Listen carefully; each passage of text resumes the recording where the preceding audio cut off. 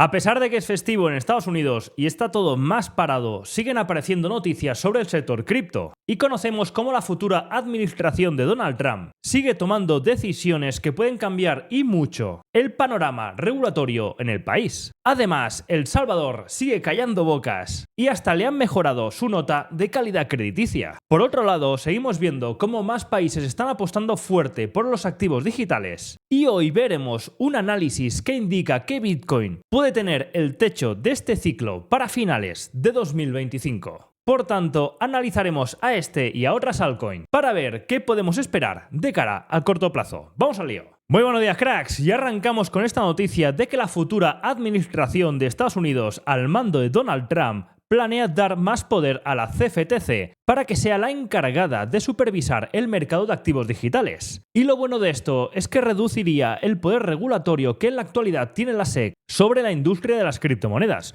por lo que la CFTC, que actualmente regula el mercado de derivados y de materias primas, acogería también el mercado de activos digitales. Y esto, visto su historial, no son tan críticos ni dan tantos problemas como la SEC. Y esto no acaba aquí porque, según esta noticia, la administración de Donald Trump planea eliminar los impuestos sobre las ganancias de capitales que sean realizadas en criptomonedas, las cuales, atención con esto, las cuales estas sean emitidas por empresas registradas en los Estados Unidos. Y con esto buscan atraer a empresas del sector de nuevo al país, que por todo lo que ha ido pasando durante estos últimos años huyeron en búsqueda de mejores condiciones regulatorias. Y seguimos viendo países que proponen o pretenden acoger a Bitcoin como reserva estratégica, y el último en manifestarse ha sido el alcalde de Vancouver, el cual propone que la ciudad considere la adopción de Bitcoin como parte de su estrategia financiera, incluyendo la posibilidad de incorporarlo a las reservas municipales. Pensar que este señor ya en 2022 aceptó criptomonedas para la donación de su campaña. Y aunque los detalles específicos de esta propuesta aún no se han publicado en el sitio web de la ciudad, esta iniciativa vuelve a reflejar un creciente interés gubernamental en Bitcoin, similar al que ya han mostrado legisladores tanto de Pensilvania como del Senado de Estados Unidos. Y Hong Kong, que está viendo que se está moviendo mucho dinerete en este sector, ha propuesto exenciones fiscales para las ganancias obtenidas de criptomonedas, dirigidas sobre todo a fondos de cobertura, a capital privado y a family office, con el objetivo de fortalecer su posición como centro financiero líder en activos digitales y también atraer a grandes empresas y a grandes capitales a la región. Y seguro que esta noticia escuece a más de uno en el FMI, porque Moody's ha elevado la calificación de la deuda soberana de El Salvador a la nota de B3, con perspectiva estable, por lo que la agencia crediticia Moody's ha mejorado la nota de riesgo de El Salvador, y esto es señal de una moderada fortaleza económica y de una mayor liquidez gubernamental, por lo que parece que quizás su decisión de invertir en Bitcoin ha tenido su efecto positivo. Y semana flojilla por lo que respecta a los ETF de Bitcoin al contado. Y es que esta semana, donde ayer fue festivo en Estados Unidos y hoy abren a media persiana, hace que veamos poco movimiento, ya que arrancamos la semana en negativo y fuimos de menos a más. Por lo que veremos el lunes, cuando la gente vuelva de estas cenas familiares, qué es lo que pasa realmente en los mercados. Pero donde se empieza a ver movimiento es en el aumento en la demanda del ETF apalancado de Ethereum, el cual sube un 160% desde la victoria de Donald Trump. En particular, el interés ha aumentado en el ETF apalancado, el llamado Volatility Shares 2X de Ethereum. Y es que este aumento ya representa más de la mitad del interés abierto de Ethereum que hay en la CME, y este ha alcanzado ya un 50%. Y esto está mostrando este apetito por el riesgo por parte de los inversores, empujado por las expectativas de un entorno regulatorio más favorable bajo el mandato de la nueva administración. Y seguimos con los ETF porque Bitwise ha presentado una solicitud ante la SEC para lanzar un ETF basado en su actual Bitwise 10 Crypto Index Fund. Y este ETF, la característica que tiene es que lo compone una cesta de 10 criptomonedas, entre las que se incluyen Bitcoin Ethereum, Solana Ripple, Avalanche, Chainlink, Cardano, Bitcoin Cash, Uniswap y Polkadot. Y según el documento presentado, este ETF va a mantener los activos en custodia en Coinbase y en cambio el efectivo lo tendrá aparte en el Bank of New York Mellon. Y es que esto realmente, un índice sobre varios activos, tiene mucho más sentido que no hacer un ETF para cada activo. Y es que ya comenté hace tiempo que una cosa es tener un ETF de Bitcoin, que este sí tiene demanda, que hacer un ETF de cualquier otra cosa. Porque, por ejemplo, ya estamos viendo cómo va el ETF de Ethereum, que a pesar de ser la primera moneda más grande después de Bitcoin, y el volumen en su ETF está a años luz si lo comparamos con el de Bitcoin. Pues si este, que es la primera gran moneda después de Bitcoin, ya tiene una diferencia tan grande, en mi opinión no tiene sentido hacer ETFs de monedas más pequeñas. Pero en cambio esto de hacer una cesta, un índice, que acoja una agrupación como en este caso de 10 monedas, sí que en mi opinión tiene mucho más sentido. Y Tether anuncia que a raíz de la regulación MiCA en Europa va a dejar de dar soporte a su moneda estable en euros, la conocida como EUR-T. Y ha avisado a los poseedores de esta moneda que la cambien antes del 27 de noviembre de 2025, de aquí justo a un año. Y es que la empresa pasará a dar soporte a Quantum Payments para emitir la moneda estable EUR-Q y USDQ, que justamente estas dos ya cumplen con las especificaciones del MiCA. Que por cierto, mirar este gráfico porque la oferta en monedas estables ha alcanzado un nuevo máximo histórico de 183.000 millones de dólares. Y parece que el FOMO y el retail va llegando poco a poco, porque la empresa de monederos hardware llamada Trezor informa que ha experimentado un aumento del 600%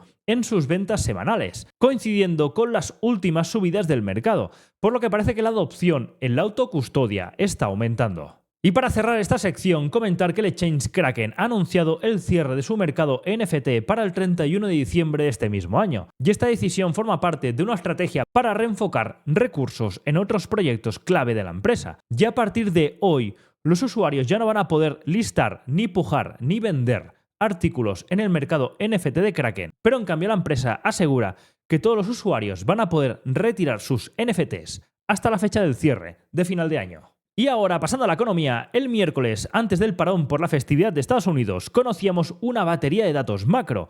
Y empezamos por la tasa trimestral anualizada del PIB del tercer trimestre en Estados Unidos, que esta se revisa al 2,8%, que era lo previsto, pero ligeramente por debajo del dato anterior del 3%. Por tanto, un PIB sin cambios ni sorpresas. Ahora pasamos a un dato más potente, y este era el índice de precios al consumo, el PCE, el cual también aparece según lo previsto, pero con un ligero repunte en octubre respecto al mes anterior. Y es que se esperaba una sorpresa a la baja, que parece que no llega. Y atención con el PMI de Chicago de Estados Unidos, que este sí que se pega una buena castaña, apareciendo muy por debajo de lo esperado. Para el mes de noviembre se esperaba un 44,9 y aparece en 40,2. Y por último, el miércoles conocíamos las peticiones de subsidio semanal de desempleo en Estados Unidos. Y también sin sorpresas, prácticamente en línea con lo esperado y con el dato anterior. Ahora saltando el charco aquí en Europa, ayer conocíamos los datos de inflación en Alemania y España y tampoco vemos sorpresas.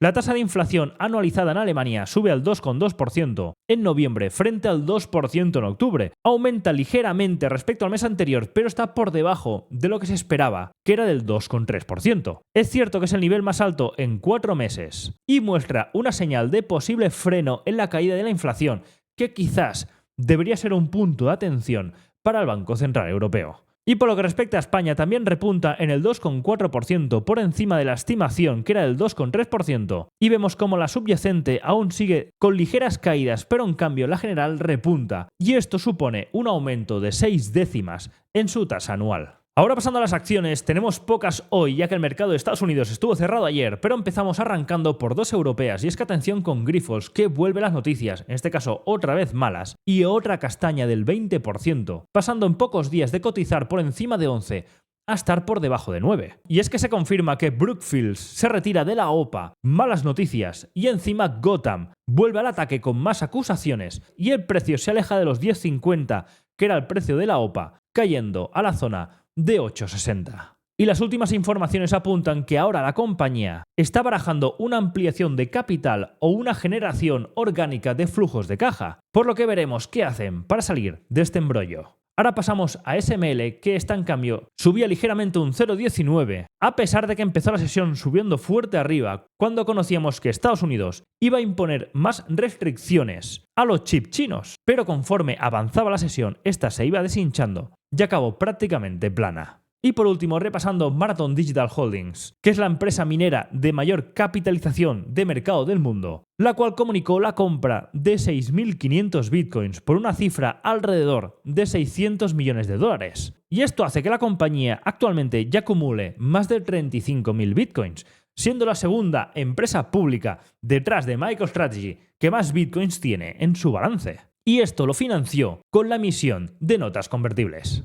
Y te recuerdo que yo, para operar todos estos mercados, utilizo el broker de Quanfury, que por aquí abajo te dejo el código QR para descargar la aplicación, o en la descripción del vídeo el enlace, porque si te das de alta con el código Johnny de la cuenta, recibirás una recompensa de hasta $250, aparte de apoyar al canal. Y ahora pasando a revisar cómo están estos compradores, vendedores y neutrales, y atención porque los vendedores llegan a una cifra que no veíamos desde hace más de un año. Es la mayor cifra del último año por lo que respecta a la posición mayoritaria de los bajistas. Y esto sobre todo va en contra de los alcistas que bajan de un 41% a un 37%. Por lo que parece que a pesar de que vemos el mercado en máximos históricos, la gente empieza a desconfiar y a recoger profit, a recoger cable por posibles reajustes que podamos ver en los mercados. A pesar de esto, el índice de miedo codicia sigue estando en la zona de codicia, en la zona de 65, y en el sector de las criptomonedas seguimos en codicia extrema, en 78. Y para hoy viernes sigue siendo un día tranquilo porque sigue siendo festivo en Estados Unidos, a pesar de que el mercado hoy sí que va a abrir, pero con horario reducido.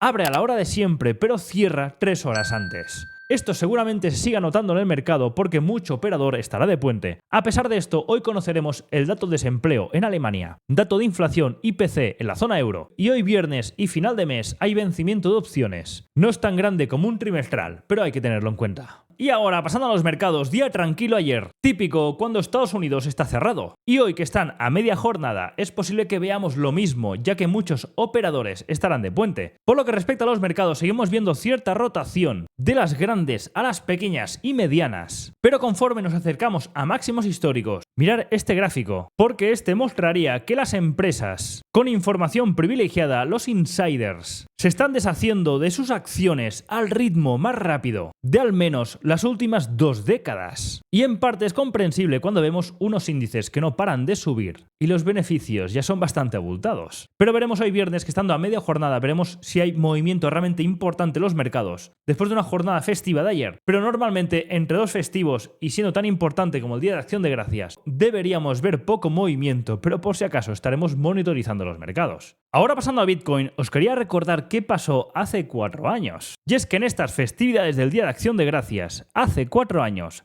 Bitcoin cayó un 15%. ¿Veis esta caída pequeña que se ve por aquí?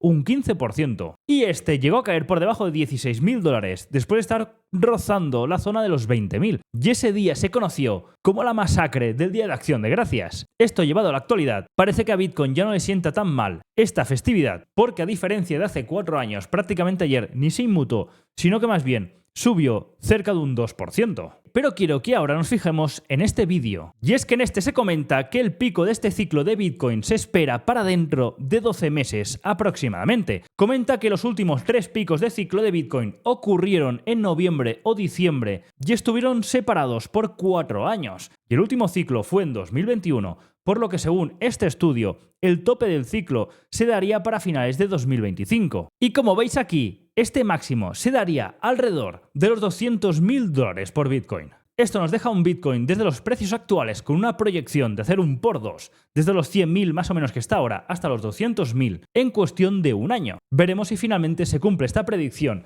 donde esperan que cada 4 años Bitcoin llegue a su tope de ciclo y por la estructura que ha ido haciendo actualmente y en el pasado, se espera que aún tenga una proyección de hacer un por 2 desde los precios actuales. Pero ya pasando más al día a día, Bitcoin se encuentra otra vez con cierta intención de atacar los máximos históricos. Veíamos que después de limpiar los mínimos en la zona 91, ya os comenté en el vídeo del miércoles que atención si rompiéramos la zona de 95.000, porque nos alejaría de esa posibilidad de venir a buscar la parte de liquidez de la zona inferior y volveríamos a tener un escenario de atacar los máximos históricos. Fijaros que al romper esta zona de 95.000 dejamos un claro momentum, una zona de ineficiencia donde el precio ha ido apoyando y justamente este punto de aquí es un punto válido para atacar la parte alta. De hecho, estos análisis los vamos trabajando a diario en CIC, donde comentábamos el por qué esta zona era buena para apoyar, por cómo venía trabajando el precio y más después de activar la rotura de la zona de 95.000 con la intención de venir a atacar la parte alta de toda esta zona, de los 100.000. Si fijamos a Ethereum, finalmente ya hemos roto el nivel de los 3.560 y ahora estamos haciendo retest, que sería importante que aguantara para atacar la parte superior de los 4.100, ya como cifra redonda y para seguir apoyando esta rotación de capital poco a poco de Bitcoin hacia Ethereum y compañía. Y esto se confirmaría que fuera respetando, porque fijaros también que en el último mínimo, al igual que Bitcoin,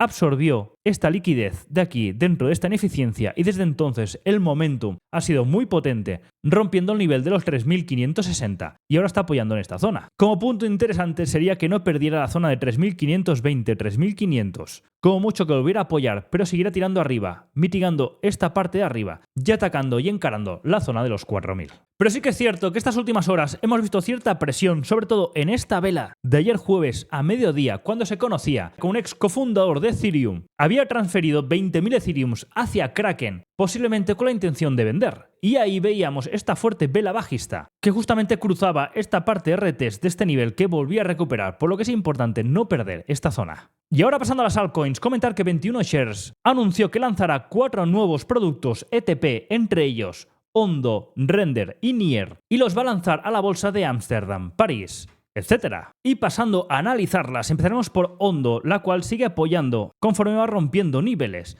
y muy pendientes del primer nivel de 1.15, que es el último gran bloque, la última gran zona, que lo llevó a los mínimos marcados en 0.50. Lo mismo para el caso de Render, que conforme va rompiendo niveles, va retesteando, y era muy importante, comentábamos, que cuando rompíamos el último nivel, que marcó el mínimo en la zona de 7, fijaros cómo el precio lo rompe y lo va retesteando, lo va aguantando. Y todos estos retests en niveles rotos, en este momento dulce del sector de las altcoins, son puntos de entrada para atacar siguientes niveles de retest hasta que hagamos un giro de todo el sector, que entonces sí que será ya para empezar a verlos de manera inversa de cara a cortos. Pero ahora de momento todos son alcistas, y fijaros también con Nier, que conforme íbamos rompiendo niveles, todas estas zonas son de retest para ir atacando puntos medios, que en este caso, en el caso de Render, la zona de 7.40, 7.80 es muy importante, porque es un punto que a nivel diario y semanal funcionó muy bien como soporte y resistencia, y ahora veremos, en el caso de cruzarlo, también se convertirá en un punto interesante de retest de cara a atacar niveles superiores. Ahora pasando a XLM, este ha registrado un aumento superior al 100% en los últimos 7 días. Este impulso es cierto que se debe en parte al repunte de XRP, con la que comparte objetivos comunes como ofrecer pagos transfronterizos rápidos y económicos. A nivel de precios vemos como XRP ha roto un nivel importante, que era justamente la última estructura que limpió antes de empezar a caer hasta los mínimos de 0.07. Y después de la gran explosión de un 500% brutal, está apoyando la zona de 0.40 y ya hemos comentado que toda zona de apoyo después de romper son puntos de ataque, ahora sí, para atacar los máximos de la zona de 0.79. Ahora pasamos a AVAX, y es que Avalanche quiere dar un golpe en la mesa y anunciar la mayor actualización de su historia, lanzando en su red de prueba, la testnet, la actualización denominada Avalanche 9000. Y esta mejora introduce cambios técnicos destinados a reducir los costes de implementación en un 99,9% y mejorar el mantenimiento de la blockchain de capa 1 dentro de su ecosistema. Estos son muy buenas noticias en un proyecto que fijaros también cómo va rompiendo y retesteando, rompiendo y retesteando. Fijaros, desde que tomamos los mínimos en la zona de 22, después de romper el triángulo, limpiamos por la parte baja y cada vez que hemos roto un nivel importante, retest y para arriba, y ahora mismo estamos rompiendo el siguiente nivel en la zona de 42, estamos retesteando y ahora el siguiente objetivo es el nivel de la zona de 50-51. Lo mismo para Cardano, que conforme vamos superando niveles, vamos retesteando y encarando el siguiente. Fijaros también un dibujo similar al de AVAX. Desde que rompíamos el triángulo bajista, limpiamos por la parte inferior y desde entonces, cada vez que rompemos un nivel o zona importante, se produce un retest. En la zona de 0.70 vimos uno, en la zona de 0.90 vimos otro, en la zona de 1 cifra redonda otro, y ahora el objetivo estaría en la parte alta de 1.50, 1.20. Que si os fijáis, es un punto de interés diario y semanal bastante importante, y la última estructura que nos envió a los mínimos de la zona de 0.20, que son los máximos de 1.25. Pasando a Polkadot, también dibujo similar. Después de tomar los mínimos en la zona por debajo a los 4, empezó a tirar con fuerza y cada vez que rompía un nivel importante en cualquier retest era zona de entrar, tanto en la zona de 5 como recientemente en la zona de 7,5, después de romper la última zona estructural importante que veíamos a mediados de 2024. Ahora el siguiente objetivo ya es la zona intermedia que estamos cruzando ahora, la zona de 9, que será importante recuperar, y cualquier retest será punto de entrada para atacar los máximos de la zona de 12. Y por último, Bitcoin Cash también dibujo muy similar, y es que cada vez que rompemos estructuras son zonas de retest como la que marcó la zona de 4.60, y ahora en cuanto superemos la zona de 5.25.40, también zona de retest para atacar los máximos de la zona de 700 marcados a principios de este mismo año. Y ahora pasando a divisas, poco que comentar porque cuando Estados Unidos está cerrado, cuando el dólar no tiene tanta referencia a nivel de índices, por lo que respecta a divisas, estas bajan bastante su movimiento, su rango, y lo veíamos en la jornada de ayer, fijaros el jueves, que nos movíamos en esta franja de aquí dentro. Y hoy viernes parece que repunta algo, pero tampoco esperemos gran cosa, porque los mercados van a medio gas en Estados Unidos. Por lo que quizás podríamos ver un ataque a la parte de máximos de la zona de 1.059 y la parte de mínimos en la zona del DXY por debajo de la zona de 105,70. Esto nos llevaría un euro-dólar a ir poco a poco recuperando parte de esta gran caída desde la zona de 1.12 hasta tocar los mínimos de 1.03. Pero fijaros esta semana cómo arrancamos con un fuerte gap, tanto en el euro como en el DXY. Y ya comentamos que por la zona que está haciendo el gap en todo este bloque de diario y semanal, y punto bastante importante después de la toma de liquidez de un nivel diario y semanal, lo más normal era empezar a recuperar y por lo menos el objetivo de esta semana era venir a buscar esta ineficiencia que tocamos el miércoles al cierre en la zona de 1.059, 1.056. Por lo que después de obtener este objetivo y de tener un jueves festivo, es posible que hoy viernes podamos venir a retestear este máximo, pero tampoco creo que veamos un gran movimiento expansivo y ya seguramente dejamos estos movimientos de cara a la semana que viene. Pero fijaros cómo hemos ido trabajando estos escenarios. De hecho, en CIC cada día trabajamos estos escenarios y, por ejemplo, para que veáis, solo comentando las entradas y estrategias por estructura que había en esta zona, el miércoles tuvimos un vídeo bastante largo comentando cómo se trabajaba estos niveles, el porqué de estos movimientos para darle un contexto tanto a nivel macro como a nivel micro para encajarlo todo, y que así los miembros de CIC fueran comprendiendo el por qué se mueven los mercados, qué es lo que buscan y cómo podemos trabajar y aprovecharnos de ellos. Y lo mismo estuvimos haciendo con entradas del lunes, del martes y sobre todo la del miércoles, que era un punto concreto a trabajar, ya que dejó muchos detalles importantes que aprender de cara a la operativa en divisas. Y por último, el oro parece que casi va camino a saltarnos el break-even al final. De hecho, tenía previsto que viniéramos a mitigar esta parte inferior de liquidez y continuar con el movimiento bajista del oro, pero parece que está recuperando y es importante que no supere esta parte de 2.668, porque si no es muy posible que nos salte el break-even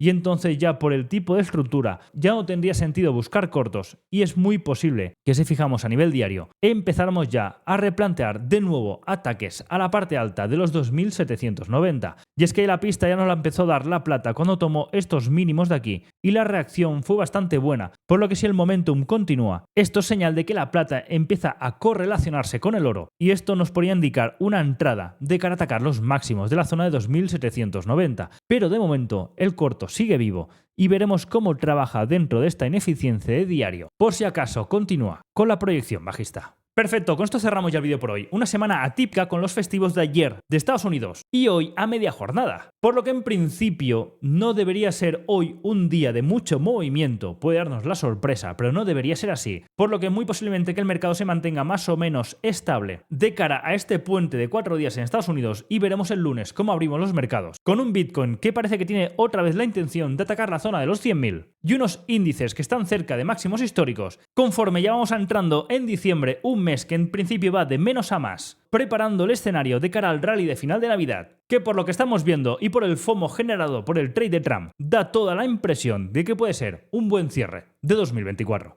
Ahora sí que vaya muy bien el día, buen fin de semana, cuidado con los SLs, nos vemos el lunes, hasta luego.